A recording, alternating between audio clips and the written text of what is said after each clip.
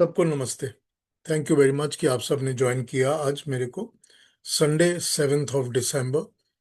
आइए स्टार्ट करते हैं। आज आठवां या नौवां, नौवां या आठवां श्लोक है हमारा स्वस्ति वाचन वाला। उससे शुरू कर लेते हैं। सेवन्थ है शायद। कल हमने सिक्स किया था, नंबर 6। नहीं, कल हमने 8 किया था। 28 किया। कल हमने 8 किया था। एट्थ किया था। हाँ, आज हम नंबर 9 कर रहे हैं। जो नंबर 9 है, ये ऋग्वेद के 10वें मंडल के 63 सूक्त का तीसरा मंत्र है, थर्ड मंत्र। सो 10, 63, 3 ऋग्वेद का। ये मंत्र कहता है, ये भ्यो माता मधुमत पिन्वते पयः पीयूषम द्यौर्दितिर्द्रि बर्हा उक्त शुमानः वृषभरांत स्वप्न सस्ताम आदित्याम अनुमदा स्वस्त ये। तो आइए इसके अलग अलग इंटरप्रिटेशंस और ट्रांसलेशंस पढ़ता हूं। कहता है, हे स्त्री पुरुषों ये भ्यो।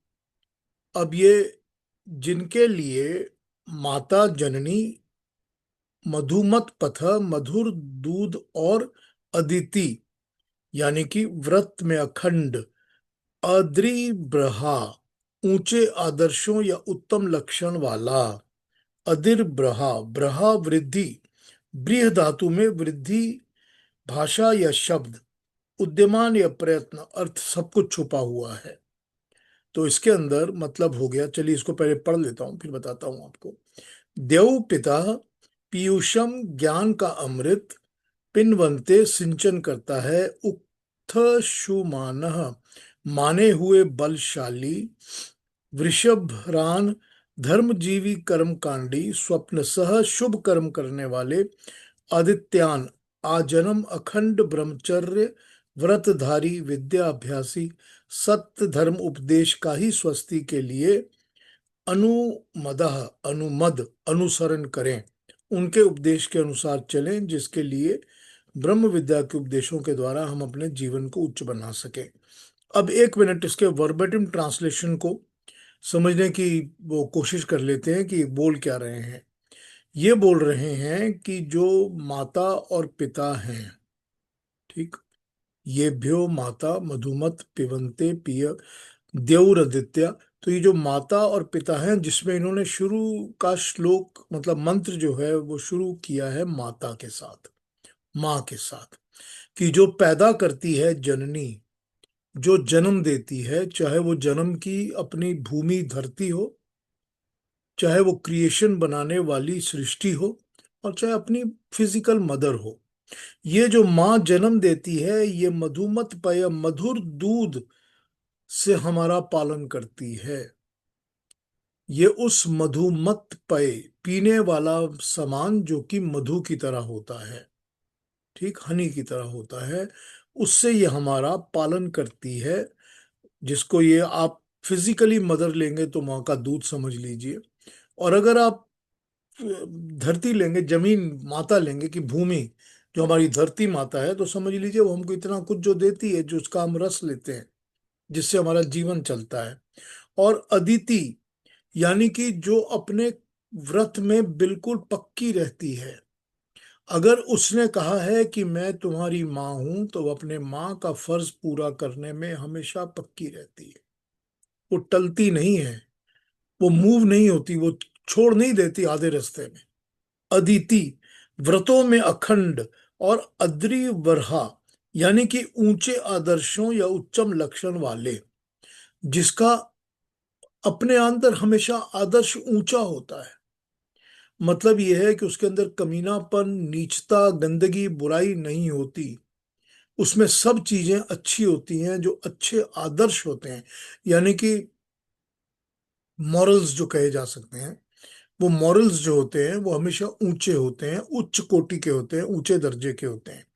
तो उन आदर्शों के साथ, अब ये बताया ना, वृद्धि, जिसके अंदर वृद्धि होती है, यानी कि जो बढ़ाता रहता है, जो हमको इंक्रीज करता है, हमारे को, हमारा जो माँ का दूध पीते हैं या माँ का जो भी हमको खिलाती है, तभी तो हमारा शरीर, हमारा मन, हमारी बॉडी सब बढ़ती है, हम बच्चे से थोड़े बड़े बच्चे बन जाते हैं। उसी तरह से जो माँ, धरती माँ होती है, उसके भी तो खाने और इन सब चीजों से हम बड़े बनते हैं, हम ग्रो होते हैं। और उसके बाद इन्होंने कहा है कि देव पीयूषम, देव आदित्य, देव जो है यहाँ पर देवलोक पिता के लिए यूज हुआ है, फॉर फादर। अब वो आप समझ के देखिए कि क्यों हुआ है। वो यूं हुआ है कि जो हम यहाँ पर कहते हैं कि तीन लोक होते हैं हमारे यहाँ पर, जो हम वेदों से समझते हैं, उसमें तीन लोक कहे गए हैं। तो तीन लोक क्या होते हैं? एक तो पृथ्वी लोक, एक अंतरिक्ष लोक, और एक देवलोक। अब द्यूलोक जो है, जिसको द्यू कहते हैं या देव कहते हैं, वो द्यूलोक वो लोक होता है जिसमें कि ये सारी चीजें क्रिएट होकर बनती हैं। जैसे कि सूरज है, चांद है, जितनी भी चीजें हैं, हवाएं हैं, जो भी हैं, अग्नियां हैं, ये सब उस द्यूलोक में बनती हैं, क्रिएट होती हैं। क्रिएट होकर ये अंतरिक्ष लोक में जब दाखिल होती हैं, इनकी रेंजेस, इनकी रेज, इनकी हवा जो भी दाखिल होती है, तो वो चेंज हो जाती है, उसमें ऑल्टरेशन आ जाती है। फिर वो क्रिएटिव होने की जगह हमारे को हेल्प करने का काम करना शुरू करती है, यानी कि जो हमको अच्छा, हमारे लिए अच्छा हो, क्रिएशन के लिए अच्छा हो। और फिर वो पृथ्वी लोक पे जब आती हैं तो हम उसको एब्जॉर्ब करते हैं, हम उसको ले लेते हैं अपने अंदर। तो जब उसको हम एब्जॉर्ब करते हैं तो वो हमारे अंदर बसती हैं, यानी कि इट कम्स इनटू अस। तो इसका सबसे बड़ा एग्जाम्पल आपको समझना हो तो यूं समझ लीजिए कि जो सूरज है वो द्यूलोक में है, उसको अपनी सारी शक्ति, अपनी सारी एनर्जी, अपनी हीट, अपना सब कुछ द्यूलोक से मिलता है। उसके बाद उसकी किरणें जब अंतरिक्ष में से शामिल होकर निकलती हैं, तो अंतरिक्ष में उनका प्यूरिफिकेशन या चेंज ऑफ एक्टिविटी और क्वालिटी और सब होने लगता है। फिर वो पृथ्वी लोक पे जब आती हैं तो हम उसको ग्रहण करते हैं। They are good for us, they are good for the trees, they are good for the earth, they are good for the growth of human beings, सब चीजों के लिए वो काम में आती हैं। तो वो जो द्यूलोक है, क्योंकि वो सब चीजों को क्रिएट करता है, तो उसको पिता कहा गया है, बिकॉज वही तो फादर का काम करता है टुवर्ड्स एवरीथिंग जो पृथ्वी पर सरवाइव करता है उसके लिए। पृथ्वी लोक तीसरा लोक है जिसमें ये सब कुछ सरवाइव करता है। तो इस तरह से उसको पिता कहा गया है। फिर कहा गया है पीयूषम पिपिन्वते। अब यहां पर जो पीयूष है, उसका मतलब दिया है ज्ञान की अमृत, वो वाली अमृत जो ज्ञान की होती है, क्योंकि ज्ञान जो होता है वो कभी मरता नहीं है। शरीर तो कभी पक्का पर परमानेंट हो ही नहीं सकता। जो भी क्रिएशन में, पृथ्वी में जो भी चीज बनी है, जो बनी है, कंस्ट्रक्ट हुई है, वो कोई भी चीज परमानेंट नहीं हो सकती। कोई भी चीज हमेशा नहीं टिक सकती, वो नष्ट होगी। जो हुआ, पैदा हुआ है, वो नष्ट होगा ही होगा। तो उसमें तो कोई अमृत होता ही नहीं है। तो अमृत अगर ढूंढना है, यानी कि जिसमें मृत ना हो, जो कभी मरे नहीं, वो होता है अमृत, जिसमें मृत नहीं हो सकता। तो अगर वो अमृत ढूंढना है वाकई सच में, तो वो सिर्फ ज्ञान में होता है, क्योंकि नॉलेज कभी मरता नहीं, नॉलेज हमेशा रहता है। तो हम जो आपसे बातें शेयर कर रहे हैं कि 5200 साल पुरानी गीता है, वो इतने सालों से तो वो नॉलेज चल ही रहा है ना।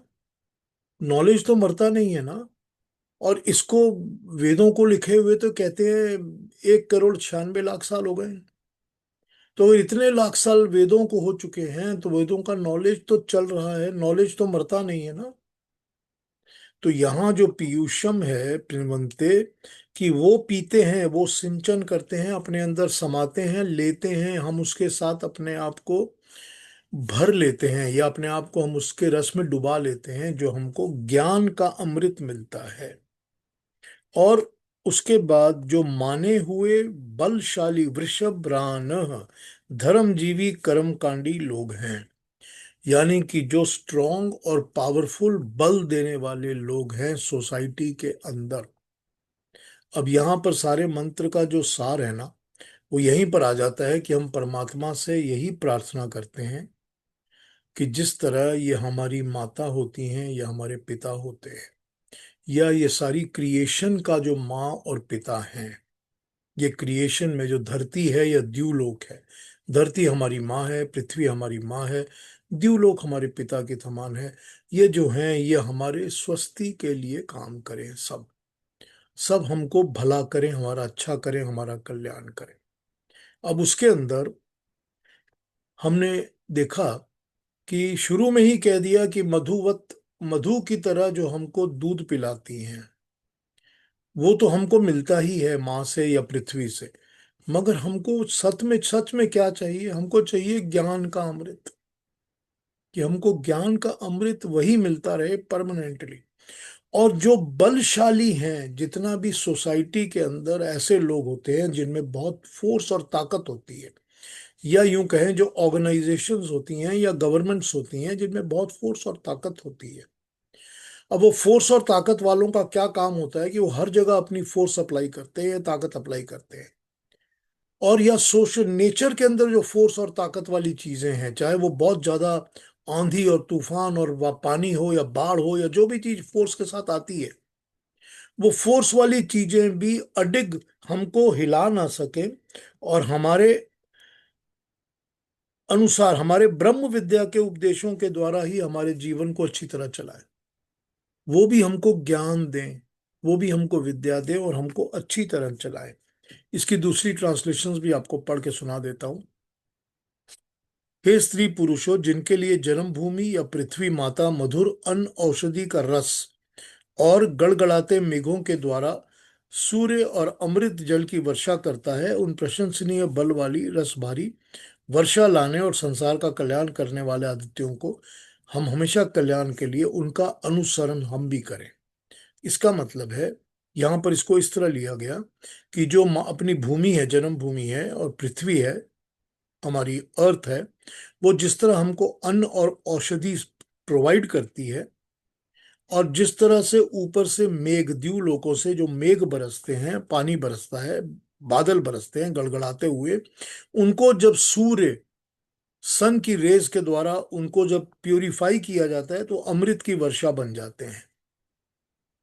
और उसी तरह से वो रस भरी वर्षा लाने वाले संसार का कल्याण जिस तरह करते हैं, हम भी उसी तरह से सारे संसार का, समाज का कल्याण करें। ठीक। दूसरा मतलब, जिनकी सहायता से मातृभूमि पृथ्वी अखंड विद्युत तथा मेघों से आच्छन्न आकाश मधुर अमृत के समान जीवन दाता पानी को सींचते हैं, कथनीय बल वाले वृष्टिकारे संसार का उपकार करने वाले आदित्यों, सूर्य किरण वालों के स्वस्ति के लिए हम उन सबको प्राप्त हों और हम उनको प्राप्त करें। आदर्श माता पिता वाले कुलीन धर्मजीवी सदाचारी अखंडवर्ती सत्य उपदेश का अनुसरण करना चाहिए। शाकाहारी प्राकृतिक सदा जीवन बिताना चाहिए। वेद में स्त्री पुरुष को द्यावा पृथ्वी अर्थात भूमि और सूर्य की उपमा दी गई है। भूमि से अन्न औषधि रस ग्रहण करना चाहिए। भूमि पर विचरने वाले प्राणियों को उदार पोषण के लिए निमित्त प्रयोग होना चाहिए, उनको हानि नहीं पहुंचानी चाहिए। अब यहाँ पर क्या कहा कि जैसे माता पिता आदर्श होते हैं, धर्मजीवी जो सदाचरण में अखंड में रहते हैं, सत्य का उपदेश करते हैं, उनका अनुसरण करिए, वो भी हमारे आदर्श होने चाहिए। हमको जो प्रकृति प्रोवाइड करती है, माता प्रोवाइड करती है, हमारा भोजन वही होना चाहिए, क्योंकि उसी से हमारा शरीर और हमारा मस्तिष्क और मन सब ठीक रहेगा और हमारा एनवायरनमेंट भी ठीक रहेगा। तभी हम इस पृथ्वी में ये कह सकते हैं कि अन्न औषधि रस हम सब ग्रहण कर रहे हैं जो हमको भूमि देती है। तो ये आपको अलग अलग मतलब मैंने बताए, translations for the same ninth मंत्र ऑफ द स्वस्ति वाचन, ऋग्वेद का 10:63:3। अब मुझे पता है कि इनके ऊपर बहुत डिटेल डिस्कशन काफी लंबी हो सकती है। I can go on explanations and keep telling you, but we are doing short. तो ये मैंने आपको कर दिया है समझा के। अब कुछ इस मंत्र के बारे में पूछना कहना हो तो पूछ लीजिए या कह लीजिए before I go into my Gita का, जो हमने अभी अपना कंक्लूजन पढ़ना शुरू करना है अरविंदो घोष का। उसके पहले अगर कुछ पूछना है तो पूछ लीजिए, मैं स्टार्ट कर दूंगा, नहीं तो। स्वस्ति वाचन के मंत्र के बारे में। पिता पिता के लिए तो कहा जाता है कि वो फरिश्ता के रूप होता है, जो जो अन्न भी वही इकट्ठा करके खिलाता है, और जो आशियाना है वो भी पिता ही बनाता है। तो बिल्कुल। पिता तो पूरी तरह से फरिश्ता का रूप है। बिल्कुल। अब देखो, परमात्मा जो होता है, ईश्वर जो होता है ना, भगवान, परमात्मा, जो भी आप कहिए, उसको हम परम पिता कहते हैं ना। तो हम परम पिता कहते ही इसलिए हैं क्योंकि वो पर पिताओं का स्वरूप, सब पिता उसी के स्वरूप के होते हैं। तो किसी हद तक तो पिता को हमने परमात्मा का इक्वेशन दिया हुआ है ना, पालनहारा। है ना। बिल्कुल। बिल्कुल। लेकिन ये बड़ी बड़ी इंटरेस्टिंग बातें हैं, क्योंकि ये पूरी तरह से साइंटिफिक, वेदों में साइंटिफिक मंत्र ही होते हैं सारे। तो इनका बड़ा साइंटिफिक एप्लीकेशन आ जाती है कि हम पृथ्वी को, क्योंकि हम मदर अर्थ तो कहते हैं ना, सब मदर अर्थ ही कहते हैं। भूमि को हम माँ कहते हैं, पृथ्वी से हमारा जन्म होता है, सारा शरीर हमको पृथ्वी से मिलता है। तो हम पृथ्वी को माँ कहते हैं, लेकिन हम देवलोक को पिता की तरह कहते हैं, क्योंकि वहीं से सारा कुछ हमको सोर्स मिलता है, जो कि सस्टेन करता है, पालन पोषण करता है हमारा, या पालन पोषण की शक्ति प्रोवाइड करता है। तो ये हमने यहाँ पर देखा। और फिर जो बलशाली बातें बताई गई हैं उसमें तो सारी चीजें आ जाती हैं, कि जिस तरह से बादल क्रिएट होते हैं या सूर्य की किरणें क्रिएट होती हैं, और वो कैसे धरती पर बारिश लेकर आती हैं, उससे फिर अन्न पैदा होते हैं, और उससे फिर हमका हमारा भोजन चलता है, हमारे प्राण चलते हैं, और सारी चीजें दुनिया में जो भी सरवाइव करती हैं उसी पे सरवाइव करती हैं। तो ये उस तरह से हमको बताया गया है कि जैसे सबका कल्याण वो करते हैं, हम भी कल्याणकारी ही बने, और ये सब चीजें हमारे कल्याण के लिए हों, और हमको इनमें से ज्ञान का अमृत मिले। अब हम ये प्रार्थना तो कर नहीं सकते कि ये परमात्मा मेरे को 100 की जगह 400 साल की उम्र दे दो, मैं 800 साल जिंदा रहूं, फिर क्या करूंगा। फिर उसके बाद परमात्मा से प्रार्थना तो ज्ञान के अमृत की ही कर सकते हैं ना।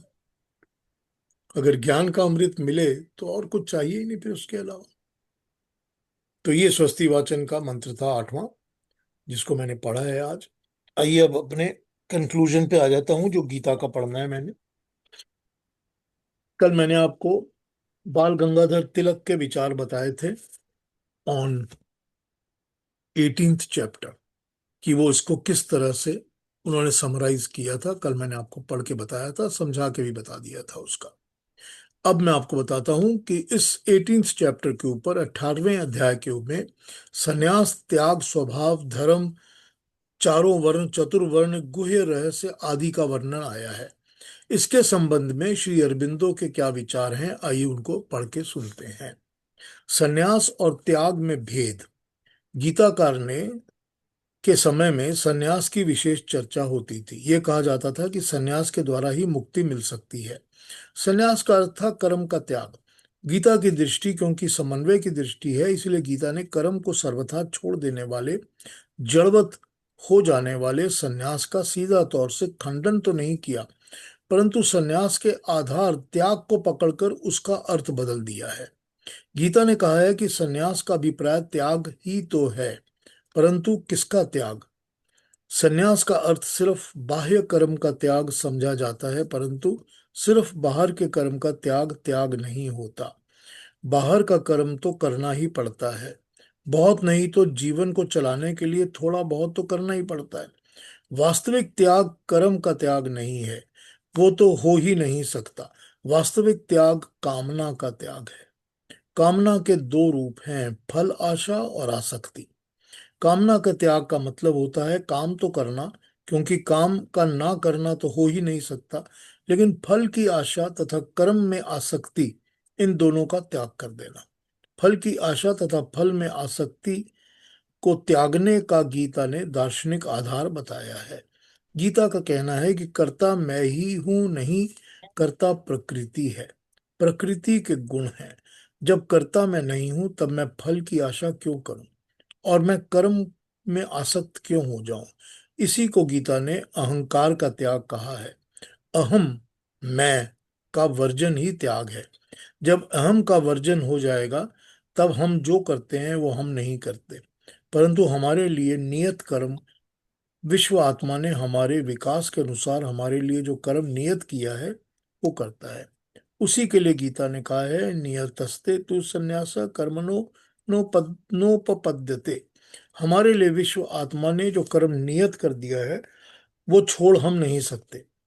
प्रचलित अर्थों में कर्मों को छोड़ देने का अर्थ संन्यास कहा जाता है। गीता ने उसके मुकाबले त्याग के लिए दूसरे विचार को खड़ा कर दिया है, जिसका अर्थ कर्म करना, कर्म को नहीं छोड़ना, परंतु हमारे लिए विश्व आत्मा द्वारा नियत किए हुए कर्मों को करना, अहंता को, अहंकार को छोड़ देना। इस प्रकार गीता ने संन्यास और त्याग को एक नया अर्थ दे दिया है। इस नए अर्थ के लिए संन्यास शब्द का प्रयोग करने के स्थान में त्याग शब्द का प्रयोग किया है। त्याग का सात्विक रूप कर्म के पीछे हटना नहीं, बल्कि व्यक्तिगत स्वार्थ तथा उसके मूल में रहने वाले अहम तत्व को पीछे हटाना है। इसी विचारधारा को आधार बनाकर इस अध्याय के 39वें श्लोक में सत्व, रजस और तमस का विश्लेषण किया गया है। एक तरफ भगवान करता है, दूसरी तरफ मैं करता हूँ। भगवान को कर्ता मानकर जगत में व्यवहार करने की जो दृष्टि है वो सात्विक है। मैं को कर्ता मान के जगत में व्यवहार करने की जो दृष्टि है वो राजसिक या तामसिक है। एक दृष्टि में अनासक्ति है, नैष्कर्म है, दूसरी दृष्टि में आसक्ति है, सकामता है। अब यहां पर let me take a small break. क्या बता रहे हैं? ये यही बता रहे हैं कि संन्यास और त्याग में फर्क है। फर्क क्या है? फर्क ये है कि हमने ये समझ लिया या हम समझते हैं कि संन्यास का मतलब होता है सब कुछ छोड़ देना, सब कुछ त्याग, छोड़ देना, छोड़ के चले जाना, सब घर बार सब छोड़ देना। लेकिन आप छोड़ क्या रहे हो? आपको जो भी आप छोड़ रहे हो वो भी करते हुए भी आपको कर्म तो करने ही पड़ेंगे। कर्म तो कभी आपके छूट ही नहीं सकते। ठीक? जब कर्म छूट ही नहीं सकते, कर्म तो आपको करने ही पड़ेंगे, तब आपको ये कैसे कह सकते हो कि मैंने सब कर्मों से संन्यास ले लिया? ये तो हो नहीं सकता। जब ये नहीं हो सकता तो इसको समझो कि तुमने संन्यास नहीं लेना, तुमने त्याग करना है। त्याग किस चीज का करना है? त्याग करना है कर्म के साथ जुड़ने का, कर्म के साथ आसक्ति का, कर्म के साथ चिपकने का, जुड़ने का, और कर्म के फलों के साथ चिपकने का और जुड़ने का। कर्म के फल के साथ चिपकना और जुड़ना। अब इस चीज को समझाने के लिए इन्होंने यहाँ पर जो 39वें श्लोक में यूज किया है, वहां ये कहा है कि हर एक मनुष्य के कुछ नियत कर्म होते हैं, प्री डिटरमाइंड, प्री डेस्टिन्ड कर्म होते हैं, जो कि परमात्मा ने या विश्व आत्मा ने, इस विश्व की सारी कॉस्मिक डिवाइन एनर्जीज ने हमारे लिए बनाए हुए हैं। अब वो कॉस्मिक डिवाइन एनर्जी के कर्म क्या होते हैं? अगर आप पिता हैं तो आपको बच्चों का पालन पोषण करना पड़ेगा। अगर आप माँ हैं तो माँ को तो अपने बच्चे का पालन पोषण, खाना वगैरह करना ही पड़ेगा, सेवा करनी पड़ेगी। अगर आप पुत्र पुत्री हैं तो आपको अपने माँ बाप की सेवा करनी ही पड़ेगी। ये आपके नियत कर्म हैं। ये आपको प्री डेस्टाइन्ड क्रिएशन ने बनाकर भेजा है। उसी तरह से अगर आप एक बिजनेस चला रहे हैं तो उस बिजनेस के अंदर काम करने वाले लोगों का भला अच्छा आपको देखना ही पड़ेगा। ये आपका प्री डिटरमाइंड कर्म हो जाता है। तो जितने भी इस तरह के प्री डिटरमाइंड कर्म हैं जो आपके लिए डिस्टिंक्ट हैं, पहले से बनाए हुए हैं, उनको तो आपको करना ही पड़ेगा। लेकिन आपको यह समझना पड़ेगा कि आप नहीं कर रहे हैं, मैं नहीं कर रहा हूं। ये कर्म करने वाला परमात्मा है या प्रकृति के सत्व, रजस और तमस गुण हैं जो करवा रहे हैं सारा काम। इसमें मैं हूं ही नहीं, क्योंकि काम सारा हो रहा है प्रकृति के गुणों के द्वारा। वो प्रकृति के तीन सत्व, रजस और तमस गुण ही तो मेरे शरीर के अंदर हैं, जो मेरी बॉडी को चला रहे हैं, मेरे मन में है, मेरे बुद्धि में है, मेरे माइंड में है। वही तो सब कुछ करवा रहे हैं ना हमसे। और वो अपनी ही पूर्ति के लिए करवा रहे हैं। यानी कि अगर मैं खाना खा रहा हूं तो खाना उस सत्व रजस और तमस का बना हुआ एक प्रोडक्ट है जो प्रकृति से मैंने बोरो किया है, और मैं अपने मुंह में डाल रहा हूँ, जो मुंह भी प्रकृति से बना है और पेट भी प्रकृति से बना है जिसको मैं भर रहा हूँ, और शरीर भी प्रकृति से बना है जिसके पूरन के लिए मैं ये काम कर रहा हूँ। तो ये तो सारा काम प्रकृति के द्वारा, प्रकृति के लिए, प्रकृति से यही हो रहा है। उसमें मैं कहाँ हूं?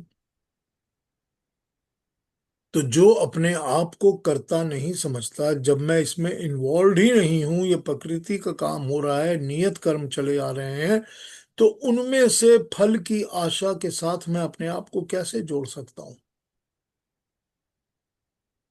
कैसे मैं अपने आप को जोड़, मैं कर्म में कर ही नहीं रहा, मैं हूं ही नहीं यहां, तो मैं किस चीज के साथ जुड़ जाऊं?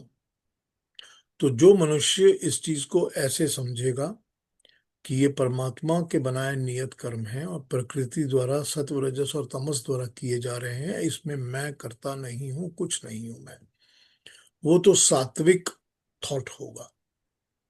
लेकिन जहां इसके अंदर मैं आएगा कि ये मैं कर रहा हूं, या मैंने अचीव किया है, या मुझे फल मिलना चाहिए, तो राजसिक और तामसिक कैटेगरी में चला जाएगा। ये यहां पर समझाया गया है त्याग और संन्यास के द्वारा। तो त्याग किस बात का करना है? त्याग करना है कर्म के साथ जुड़ने का, क्योंकि कर्म तो मैं कर ही नहीं रहा। अपने आप को करता नहीं समझना, अपने आप को करने वाला नहीं समझना।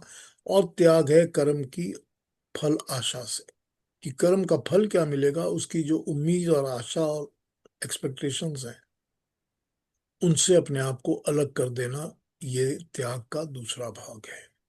और ये कैसे अचीव होगा? ये अचीव ऐसे होगा कि जैसे ही पता चल जाएगा अपने दल के दिमाग के अंदर कि मैं करता हूं ही नहीं, मैं हूं कौन? ये तो सारा प्रकृति का सत्व रजस और तमस कर्म कर रहे हैं और परमात्मा के नियत कर्म करवा रहे हैं। मैं हूं कौन? तो जब ये मैं हूं ही नहीं की भावना समझ में आएगी, तो ये त्याग अपने आप आ जाएगा। तो ये त्याग वो त्याग है जो करना होगा। तो संन्यास और त्याग में ये फर्क समझ लेना चाहिए, क्योंकि मनुष्य कभी पूरी तरह से संन्यास ले ही नहीं सकता। पूरी तरह का संन्यास तो हो ही नहीं सकता, क्योंकि जो मनुष्य सब कुछ छोड़ देता है वो भी तो कर्म करता रहता है। शरीर के कर्म तो करने ही पड़ते हैं, उसको भी खाना खाना पड़ता है ना। और फिर उसके मन के अंदर या उसके माइंड के अंदर, मनस के अंदर जो कर्म हो रहे हैं वो तो चलते ही रहते हैं, वो तो हमेशा चलते रहते हैं। तो हमारे यहाँ एक सन्यासी आए हुए थे, मैं नाम तो नहीं बताऊंगा।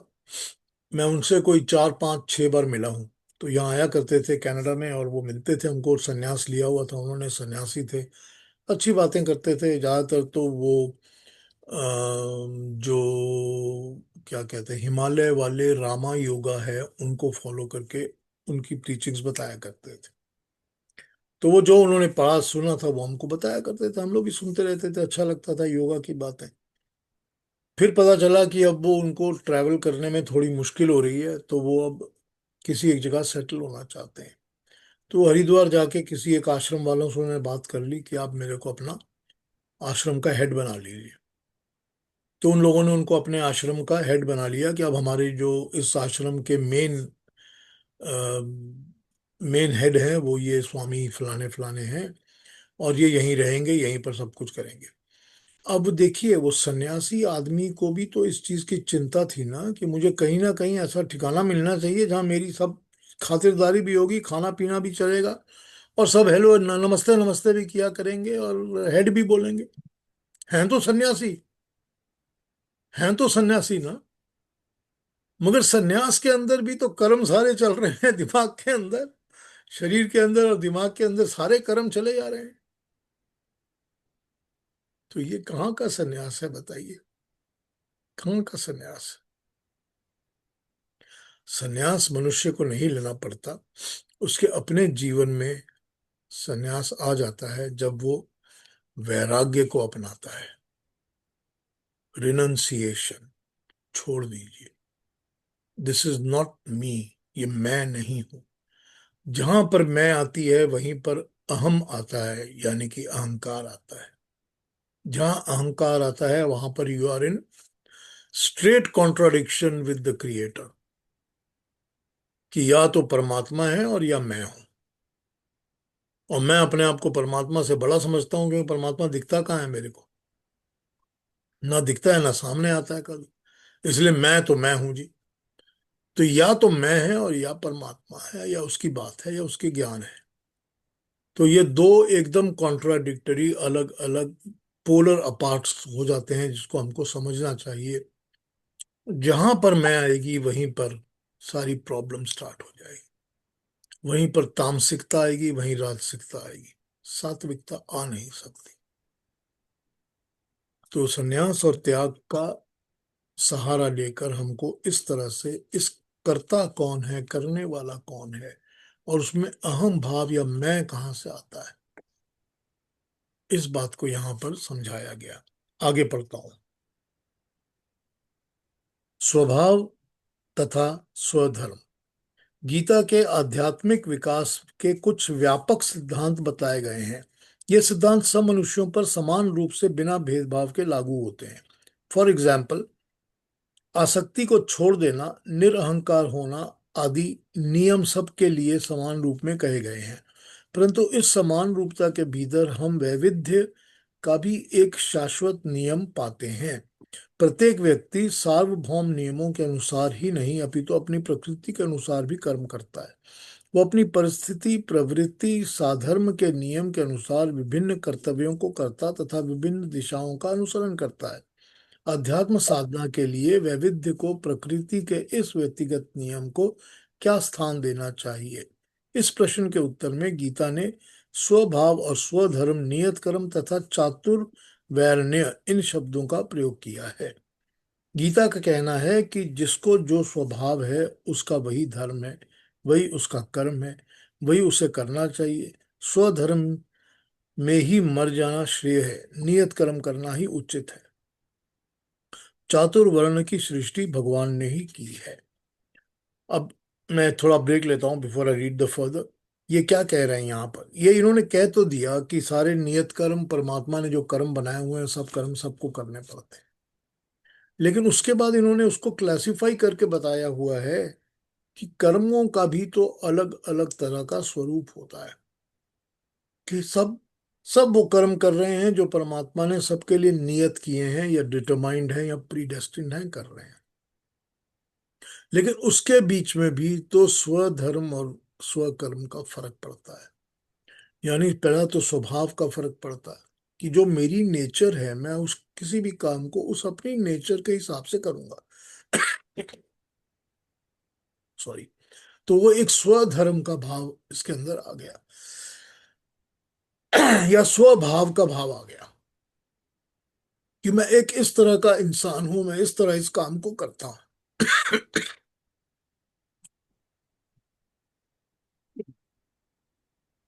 तो मेरे स्वभाव से, यानी कि जो मेरी नेचर है, इनहेरेंट नेचर,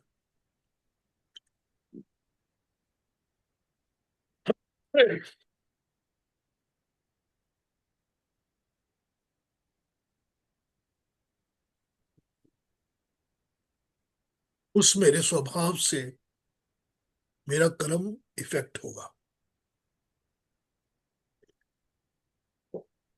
मैं कर्म वैसे ही करूंगा जैसा मेरा स्वभाव है। अब आप सब बैठे गीता को सुन रहे हैं, लेकिन इसकी एडेप्टेशन, या इस पर कितना मनन करना है, कितना इसके ऊपर आपने अपने जीवन को ढालना है, ये तो आपके अपने स्वभाव के ऊपर है। किसी का स्वभाव है कि यहाँ पर जो चल रहा है, चलो इसको 1 घंटा सुन लिया, सुनने के बाद बड़ा आनंद आया, फिर अपने कामों में लग जाओ, छोड़ो, हो गई बात, फिर अगले सैटरडे देखेंगे। किसी का स्वभाव है कि मैंने जो सुना है उसको मैं आज ही अपने ऊपर इम्प्लाई करके अपने आप को चेंज करने की कोशिश करूं। किसी का स्वभाव है कि मैं कुछ, किसी को कुछ नहीं कह रहा हूं, मगर अंदर ही अंदर से तो मैंने अपने आप को पूरा चेंज कर लिया।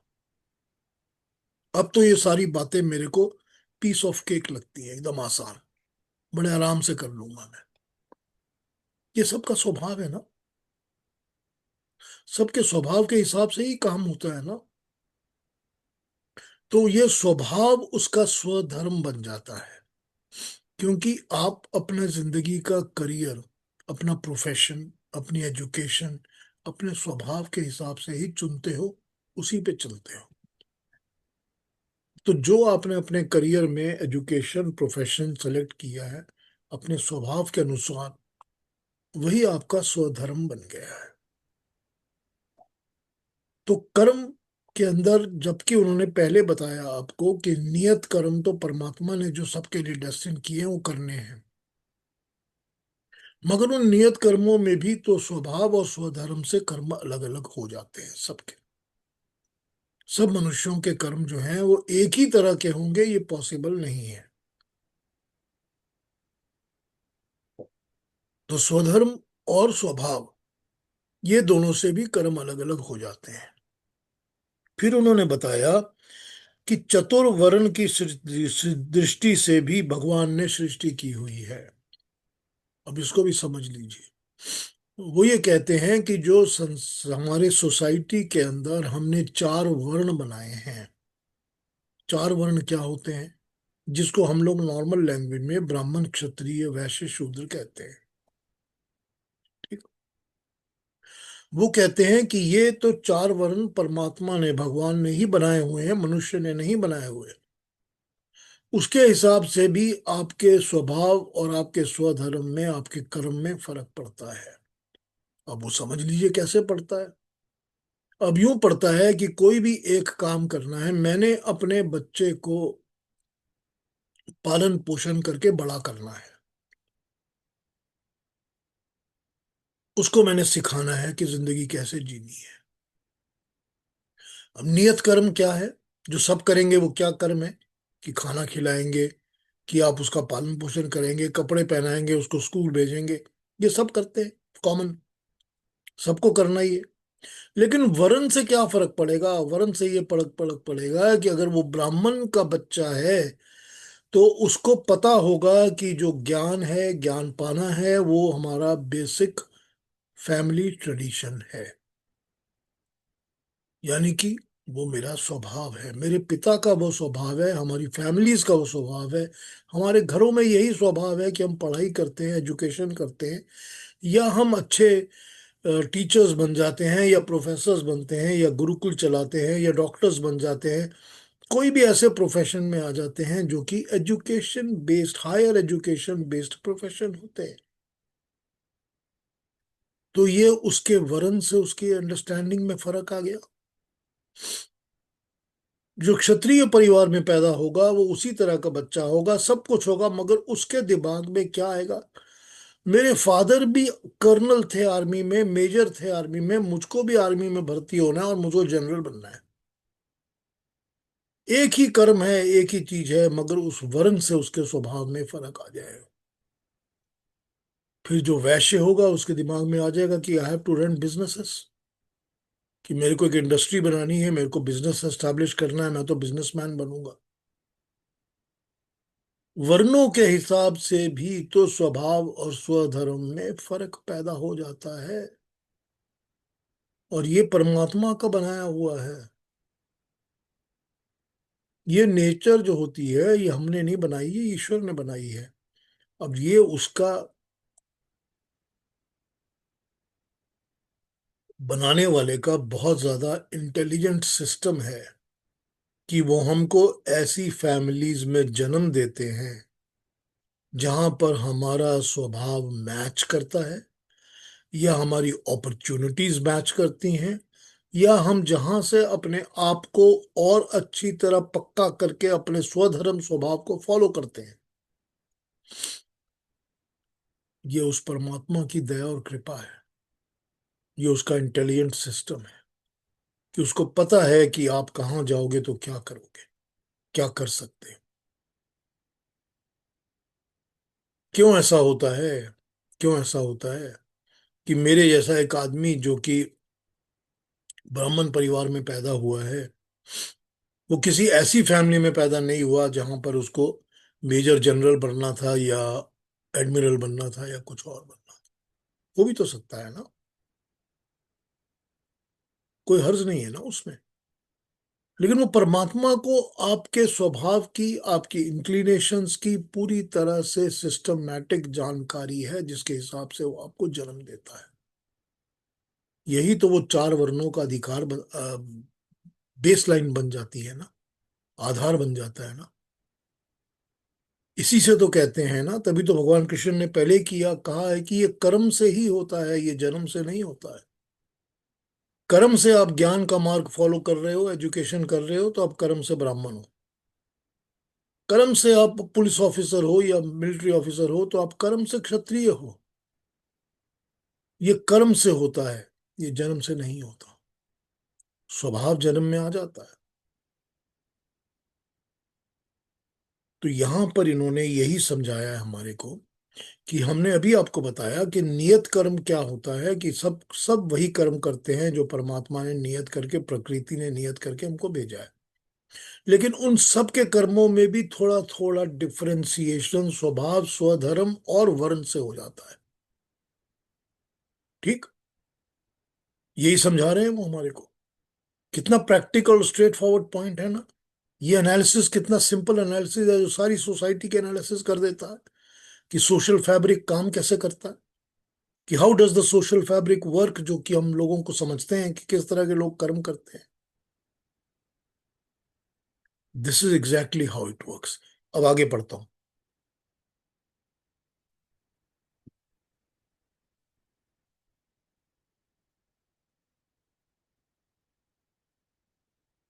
इन सब बातों का मूलतः अभिप्राय एक ही है। इन कथनों का अभिप्राय यह है कि मनुष्य की जो अंतरतम सत्ता है, उसका जो निज तत्व है, निज स्वरूप है, वो मूलतः एक ही है। उसी को गीता ने मैम वांश सनातन कहा है। श्री अरविंद कहते हैं कि गीता के अनुसार जीव परमात्मा का ही एक पार्ट है। इस दृष्टि से हम सब एक ही हैं, किंतु आरोहण की दृष्टि से परमात्मा में निवास करने वाले उस ऊर्ध्व यात्रा के में प्रत्येक जीव अपने भिन्न भिन्न स्तरों में विद्यमान है। जो जीव विकास के क्षेत्र में जिस स्तर पर विद्यमान है, उस स्तर की क्रियाकलाप उसका स्वभाव है। उस स्तर पर उसे जो कुछ करना चाहिए वो उसका स्वधर्म है। उस स्तर पर विपरीत किसी कर्म को करता होगा, भले ही वो सहज ही क्यों ना हो, पर वो परधर्म है। उस स्तर के अनुकूल काम करना ही उसका नियत कर्म है। उस स्तर की जो मानसिक वृत्ति उसमें प्रबल हो रही है, वही उसका वर्ण है। श्री अरविंदो का जीव आरोहण तथा अवरोहण के भिन्न भिन्न स्तरों से भिन्न भिन्न स्वभाव, स्वधर्म, नियत कर्म, वर्ण, इसका अभिप्राय क्या है। हम पहले लिखाए हैं कि अरविंदो ब्रह्म की दो प्रकृतियां मानते हैं, हायर और लोअर। जीव जो ब्रह्म का ही अंश है, अपरा से परे की तरफ आरोहण कर रहा है। इस आरोहण का नाम ही साधना है। इस आरोहण की प्रक्रिया में कोई किसी स्तर पर पहुंचा होता है, कोई किसी स्तर पर। जो स्थिर जिस स्तर पर होता है, वो उसी के कर्म करने का उसका स्वभाव, स्वधर्म और नियत कर्म और वर्ण होता है। इसको भी समझते हैं कि क्या कह रहे हैं। अरविंदो घोष कहते हैं कि जितने भी जीवात्मा हैं, हम लोग जो भी हैं, जो भी ह्यूमन बींग, जितनी जिसके अंदर भी आत्मा होती है, वो सब आत्माओं का पर्पस होता है कि अल्टीमेटली आत्माएं जो हैं वो ऊपर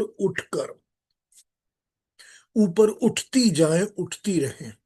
ऊपर उठ उठकर वो उस अवस्था में पहुंच जाएं कि वो परमात्मा के साथ मिल गई, वो एक हो गई परमात्मा के साथ। यानी जिसको आप मोक्ष कहिए, या जिसको आप मुक्ति कहिए, या जिसको आप जो मर्जी वर्ड्स कहिए, वो अरविंदो का अपना तरीका है समझाने का, मगर वो समझा यही रहे हैं। तो वो कहते हैं कि परमात्मा के पूरी प्रकृति के अंदर there are lower nature and upper nature. तो लोएस्ट नेचर जो है, जो सबसे कम है, वो प्रकृति है।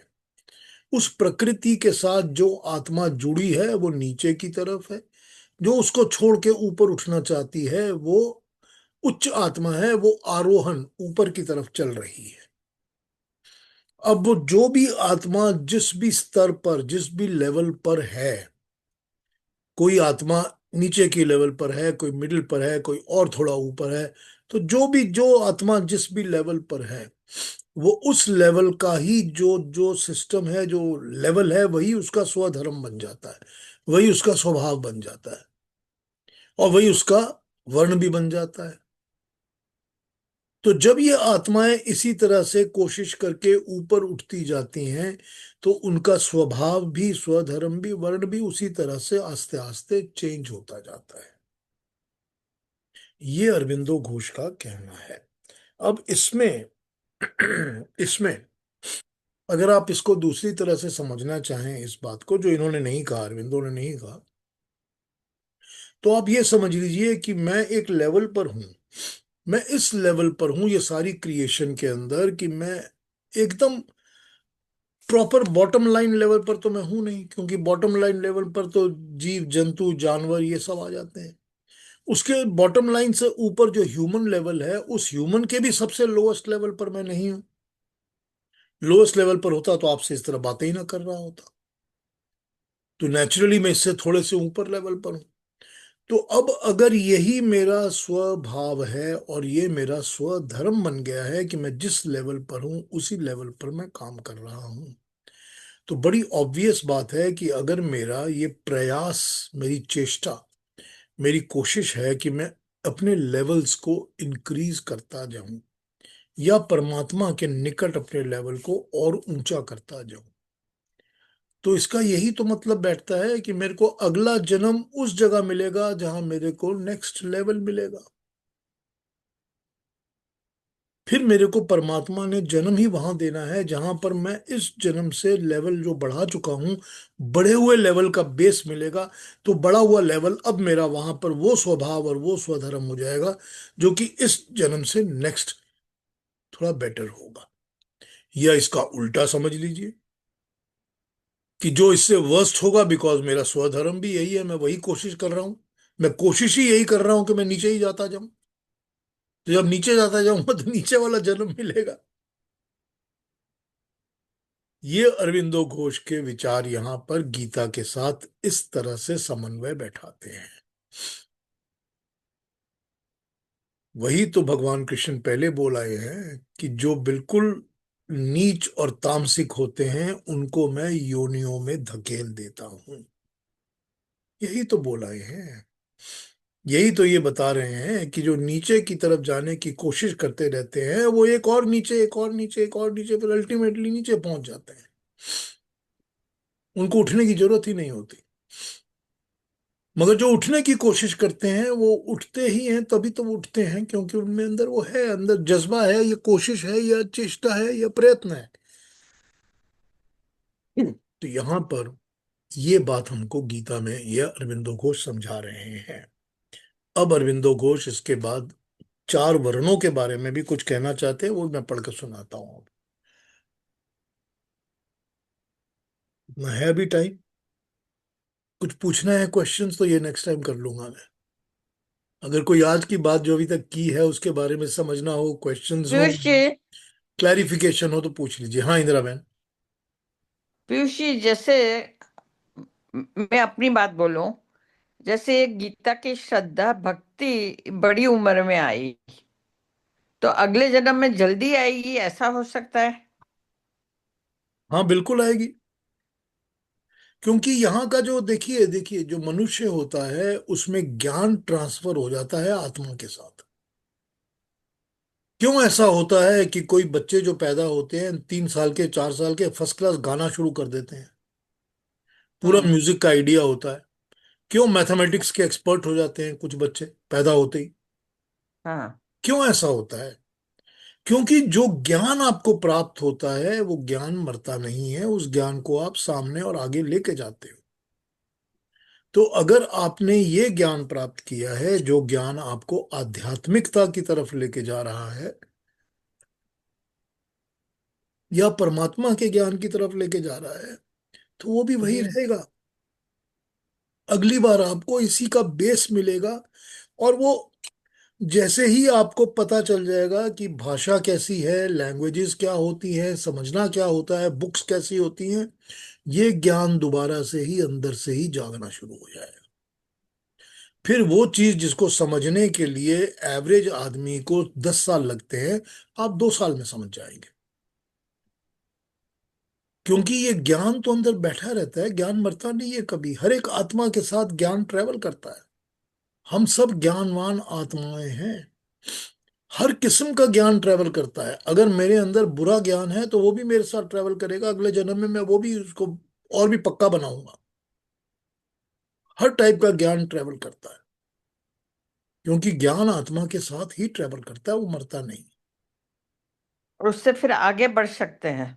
आगे बढ़ने का ही वही रास्ता है, वही रास्ता है आगे बढ़ने का, और तो कोई तरीका नहीं है।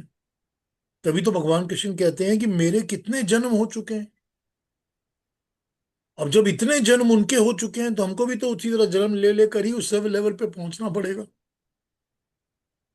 और कोई रास्ता हम्म। ही नहीं है फिर आगे बढ़ने का। क्योंकि one lifetime is very too short for achieving everything.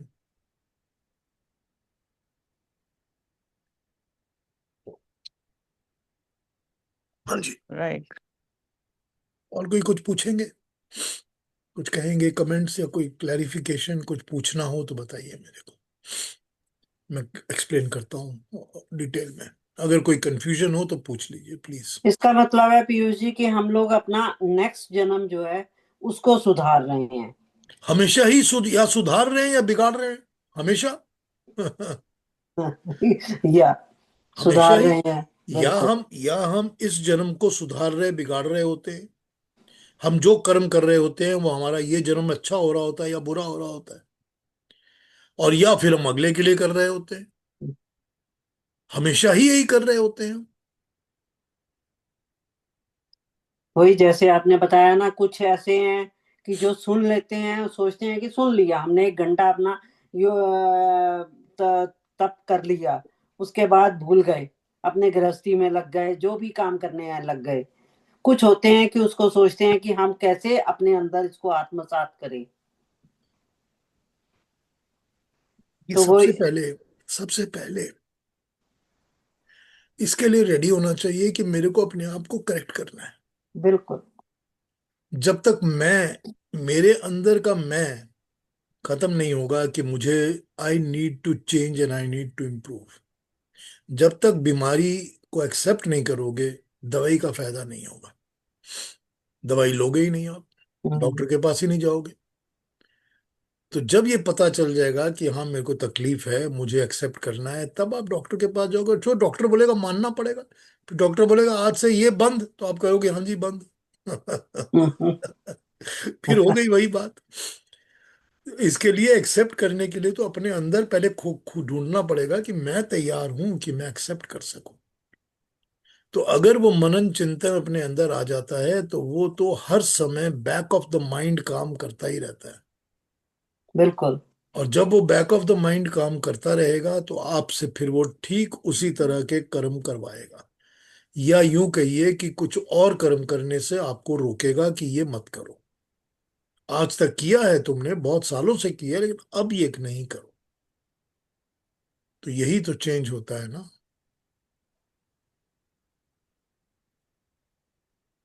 हाँ जी। पीयूष जी, ब- वैराग्य के लक्षण क्या होते हैं? वैराग्य के लक्षण होते हैं जब अपने आप ही दिल भर जाता है, इच्छा ही नहीं करती। आपके लिए जो भी कुछ है, ये भी ले लीजिए, वो भी ले लीजिए, ये भी ले आऊं, वो भी ले आऊं, सब चीजों का दिल भर गया है। मुझे कपड़े की जरूरत है, मैं कपड़ा तो पहनता हूँ, ठंड लग रही है तो मैंने ऊपर एक और पहन लिया। लेकिन इसमें यह नहीं है कि मेरे पास एडिडास भी होना चाहिए, पूमा भी होना चाहिए, और लुई विटान भी होना चाहिए, और ये सी वहां पर जब ये चीजों से आपका दिल भर जाता है या आपका मन में आती ही नहीं है बातें, सही बात। तो उनकी तरफ आपका वैराग्य हो गया। इसी तरह से जब प्रकृति की वस्तुओं की तरफ, प्रकृति के आकर्षणों की तरफ वैराग्य हो जाता है। अब मैं आपको अपनी बात बता देता हूँ पर्सनल। बहुत बार, अब थोड़ा सा उल्टा हो गया इसका, पर बहुत बार ऐसा हुआ है पिछले कई सालों में कि पीपल वांट मी कि आप यहाँ पर हमारे साथ यहाँ जुड़ जाइए, हम आपको इसका वाइस प्रेसिडेंट बना देते हैं, उसका ये बनाते हैं, उसका ये, उसका यहाँ। मैं हर चीज से दूर भाग जाता हूं, मुझको अट्रैक्ट ही नहीं करता। मैं एक ही बात कहता हूं कि आपको जब भी किसी चीज के ऊपर कुछ सुनना हो, समझना हो, ज्ञान चाहिए हो, मुझे बुला लीजिए, मैं अवेलेबल हूं। But I do not want any position, not today, not tomorrow. फिर होता ही है कि अब हमारी सोसाइटी जैसी है, तंग आके लोगों ने बात करना ही बंद कर दिया। लेकिन मुझको मुझको नहीं चाहिए। उन सब चीजों की तरफ मेरा ध्यान जाता ही नहीं है। उसकी तरफ वैराग्य हो गया है। तो जब वैराग्य हो जाता है तो अपने आप ही उसकी तरफ ना आपका मन जाता है, ना अट्रैक्शन होती है, ना आपके दिल में वो ख्याल आता है, आता ही नहीं है। उसको वैराग्य कहते हैं। ठीक। हर चीज की तरफ, हर एवरी प्राकृतिक अट्रैक्शन की तरफ वैराग्य हो जाना चाहिए। ठीक है। हाँ जी। और और कोई कुछ पूछेंगे, कुछ कहना है? पीयूष जी, अ, हाँ जी महेश जी। नमस्कार सबको। अ, अहंकार के बारे में एक प्रश्न था आपसे कि आई, मी और माइंड को छोड़ने के लिए we have to do a lot of introspection. पहले तो जैसे आप अभी बता रहे थे कि वी हैव टू एक्नॉलेज कि मेरे को कुछ प्रॉब्लम है, then only I am going to go try to fix it.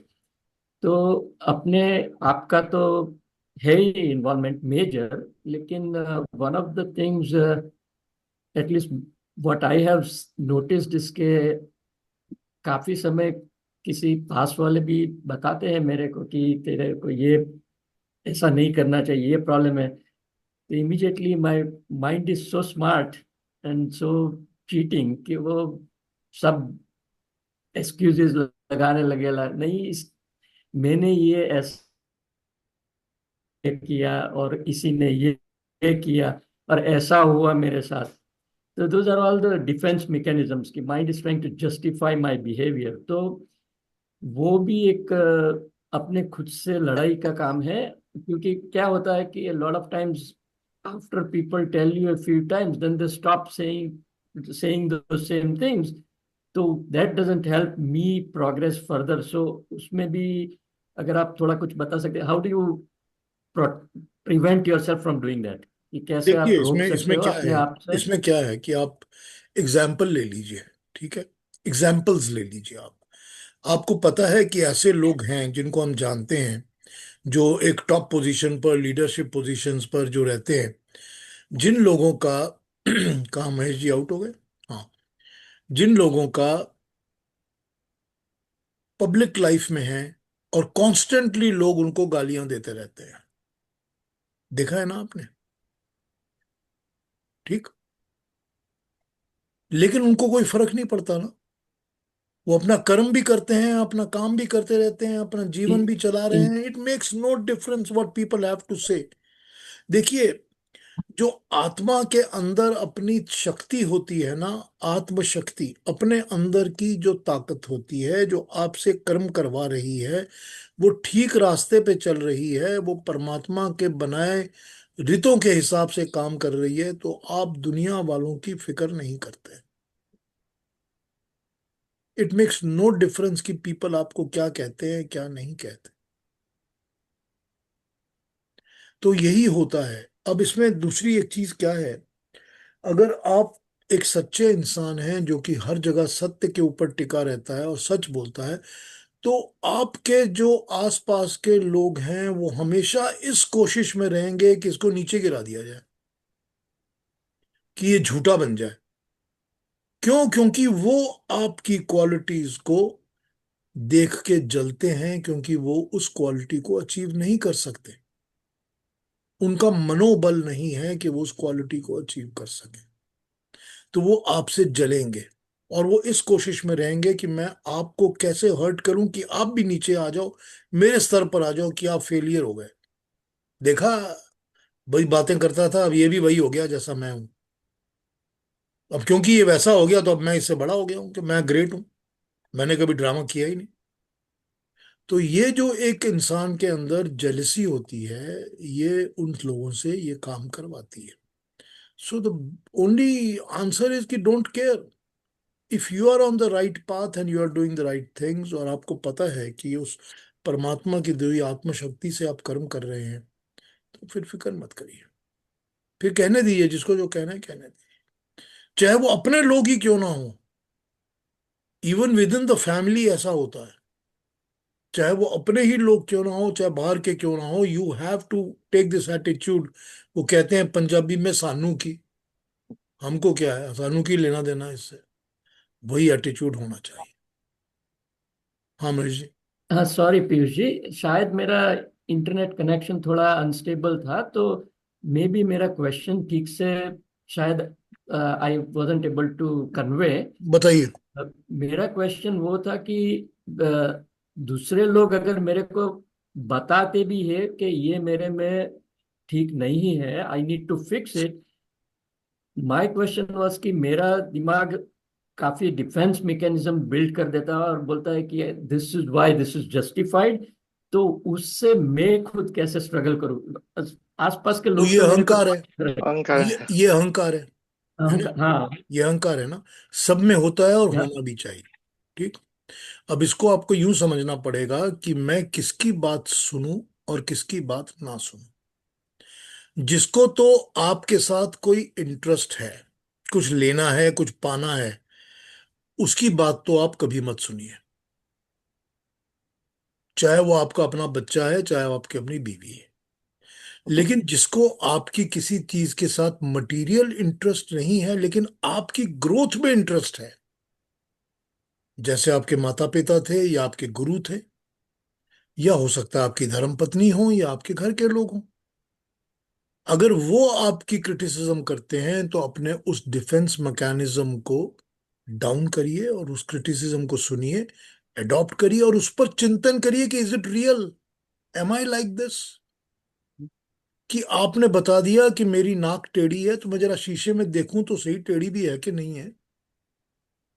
उसको आप क्रॉस चेक तो कर सकते हैं अपने अंदर। उसके लिए आपको किसी को कुछ कहने बोलने की जरूरत नहीं पड़ती है, अपने अंदर से ही होता है। तो अगर उसको क्रॉस चेक करेंगे और वो क्रिटिसिज्म करेक्ट है तो उसको अडॉप्ट करिए।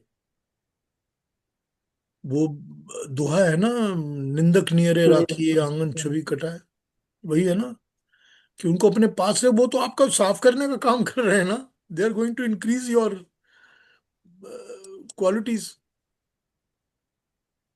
ठीक है। Thank you does it Piyush answer ji. Your question? या it does, thank you. Thank you पेश महेश जी। पेश जी। हाँ सुधीर जी बताइए। Namaste. Can everybody hear me? Yes. Yeah. Okay. So my thing is that uh, my Hindi is bad because whatever I learned Hindi is from the movies. That's all. और बाकी तो जो कुछ बोलूंगा तो first of all I want to talk about the Bhagavad Gita. That when you see the first line of the Bhagavad Gita, the whole Bhagavad Gita was done on 11th day. आप देखोगे तो धृतराज जब भीष्म पितामह की बाह्य सैन्य पे होती है, तब धृतराज को संजय को बोलते हैं कि क्या हुआ, क्योंकि आप फर्स्ट सेंटेंस बना के बोलते हैं क्या हुआ, वो नहीं बोलते क्या कर रहे हैं। So that's my means. I'm not sure, but this is what when I was reading the Mahabharata, just I thought about that. This is the Bhagavad Gita was done on 11th day. Now, when we see the first person start with the Bhagavad Gita is the Dhritarashtra, who is the blind, and he has three different characteristics. Right? What he says something, he thinks something, and he wants to do something, and he wants the fruits also something, right? So that's that's 95% of the people in the world are like that. That's what. Then another is the second person was introduced, the Duryodhan. That's the almost like what जो बोलते हैं तोड़ फोड़ बोल लेने वाले, which I like. I would rather face that person than the Dhritarashtra. That's what it is, right? And the third is नहीं Arjun. तो सुधीर जी, मैं आता हूं, एक मिनट, थर्ड पे आता हूँ। सुधीर जी, धृतराष्ट्र ने भी तो संजय की तरह पूरी की पूरी गीता सुनी है ना? ना सुनी तो है ना, लेकिन वो तो स्टार्टिंग में बात कर रहा हूँ कि जब नहीं, फर्स्ट शुरू हम पूरी सुनी है ना, सुनी तो उनको है, कोई फर्क नहीं पड़ा ना। उसमें कोई फर्क नहीं पड़ने वाला है. तो So that's that is what it is ना। what that I want to say is that then the Arjun here, right? Correct. I mean, Arjun is there, the third person. He is a good person, so he was able to pause himself and try to think it is right or wrong because of this goodness in him, right? Because So of वो श्रद्धा। श्रद्धा, वही वही तो बोलते हैं श्रद्धा श्रद्धा, right? In So he भगवान think, Krishna but ने जो वो बोल रहे हैं उनकी बातों में अगर आपको श्रद्धा है तो आप उनकी बात सुनेंगे। yes, पर अगर आप क्लासरूम में बैठकर प्रोफेसर के ऊपर पीछे से चौक मार के फेंक रहे हो तो आपके पास श्रद्धा नहीं है कि आप प्रोफेसर जो पढ़ा रहा है वो सुनोगे। नहीं, वो बात तो सही है, सुनने लेकिन के लिए माइक भी तो श्रद्धा चाहिए ना, वो श्रद्धा yeah, ही तो फर्क so, पड़ता so है that, ना। well, my question is about really the first chapter I'm talking about right now. If I don't know about the second from the second chapter, only I know only the first chapter, because why I'm discussing this thing, because my son took the class in the college and he has to write about the first chapter, and knowing that there is nothing he knows about, so he has to write about the characters, and we were discussing about this thing. That's why I'm trying to. So Arjun, even though he was a good person, he tried to create some doubts and okay, I don't want to fight with this thing, right? That's confuse what it, that confused confuse type, right? So वो भी जो अच्छे person में होते हैं वो भी होता ही है, 8:45. because he don't want to fight with the family, or don't means that we do every day actually, if Yeah, you think question about answer. it. And also after in the second chapter, for first 10 thing, he was trying to convince Krishna that this is not right and wrong, right? So that's what we are. Once we understand this, that there is a 99% of the people around myself are all like this, no matter what. And once you understand that, and then once you understand when you go, जो आप बोल रहे थे कि अभी बात हो रही थी, once you surrender to the Lord Krishna or Gita, then you will be able to get out of this thing. That's what my तो thing ये is. सारा डायलॉग ही तो normal human and the message from परमात्मा, यही तो है ना सारा That's why the डायलॉग ही वही है। तो हाँ, नॉर्मल ह्यूमन के दिमाग में ही तो ये सारी चीजें आती हैं ना, yep, क्वेश्चंस आते हैं, डाउट आते हैं, सब कुछ आते हैं। सही है. तो उसमें कुछ ह्यूमन बीइंग्स हैं जिनके अंदर श्रद्धा नहीं है, वो इसको नहीं लेंगे, not accept it, they will not adopt it. मगर जो इसको ध्यान से सुनना चाहेगा या परमात्मा की बात को जो भी ध्यान से सुनना चाहेगा, वो फिर अपने आप के अंदर इसकी श्रद्धा को पैदा करेगा और तो अडॉप्ट करेगा, चेंज करेगा, तो वो 18 चैप्टर्स पढ़ेगा जब उसमें थ्रू नहीं, जाएगा। वही तो मैं कह रहा हूँ कि this is up to us how yes, far we want every to go. Individual, it Every depends on every individual, how individual. far, क्योंकि वो सारी everybody work with the sanskar, swabhav, and the saddha. That's the thing. बिल्कुल So, and I always put the sanskar is like adhidevic, because that's we created from the God, means the atma mein aati hai. Swabhav is our environment, adhibhautik. And what are the shraddhas? What we care is adhyatmic. That's what I think. Also, this is the three things we always have in ourselves, no matter what. That's what I want to. And thank you thank you Sujeev for ji, thank you, means I'm so pleased with joining everybody. Thank you, thank you I'm, Sujeev ji, thank you. अच्छा कहा आपने, you said very well. इस पर बात करूंगा कभी, ये आपने जो आदि दैविक भौतिक और आदि आध्यात्मिक कहा है ना, इस पर मैं बात करूंगा कभी। I will explain to you in details. पर thank you. हाँ, वीना जी आप क्या कहना चाहती हैं, बोलिए। हाँ जी सर, मैं ये कह रही थी कि मेरे को लगता है गीता को हम नहीं पकड़ते, गीता हमें पकड़ती है।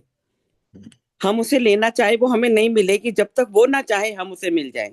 चलिए क्योंकि ठीक है। मैंने तो अपने घर में देखा है, मैंने अपने बेटे को बड़ी कोशिश करी कि वो गीता पढ़े, बैंक में है, अच्छी पोस्ट पे है, और उसने कई बार ज्वाइन करने की कोशिश भी की, पर वो हर बार 3-4 लेक्चर के बाद हट जाता है कि नहीं मेरे को अभी समझ नहीं आ रहा। तो मैंने कहा अभी तेरा टाइम नहीं आया, जब टाइम आएगा ना तभी तेरे हाथ में गीता आएगी। तो मुझे लगता है गीता हमें पकड़ती है, हम गीता को नहीं पकड़ सकते और ना किसी को फोर्स देखिए करके वीना दे जी, सकते हैं। देखिए वीना जी, ऐसा है, अगर आप गीता के अंदर जितना ज्ञान है, जो भी बताया गया है, इस चीज को अडेप्ट करके अपने जीवन में चलाती हैं, फॉलो करती हैं, अनुसरण करती हैं, तो आपके बच्चे भी आपको देख के करेंगे। टाइम लगेगा ना उसके अगर लिए। आप उनको किताब देख के बताओगे कि बेटा इसको पढ़ो, बेटा इसको पढ़ो, वो कभी नहीं पढ़ेंगे। सो अगर आप चाहते हो, you have to set an example.